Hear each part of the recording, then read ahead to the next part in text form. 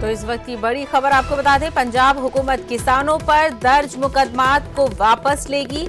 वज़ीर आला पंजाब चरणजीत सिंह चन्नी ने इसका हुक्म दे दिया है। आरपीएफ की जानिब से किसान तंजीमों पर मुकदमे दर्ज किए गए थे, उन्हीं मुकदमात को वापस लेने का फैसला दिया है पंजाब के नए वज़ीर आला ने। आपको बता दें, रेलवे ट्रैक पर धरने के दौरान ये तमाम मुकदमात दर्ज किए गए थे। अब पंजाब हुकूमत उन किसानों पर दर्ज मुकदमात को वापस लेगी।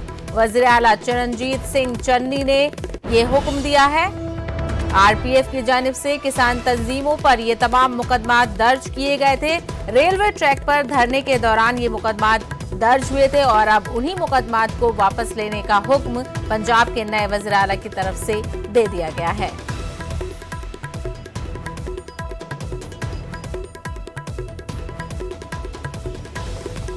तो किसान आंदोलन के हवाले से इस वक्त की बड़ी खबर आपको बता रहे हैं। पंजाब हुकूमत किसानों पर दर्ज मुकदमात को वापस लेगी। वज़ीर आला चरणजीत सिंह चन्नी ने इसका हुक्म दे दिया है। आपको बता दें कि रेलवे ट्रैक पर धरने के दौरान कई किसानों पर मुकदमात दर्ज किए गए थे।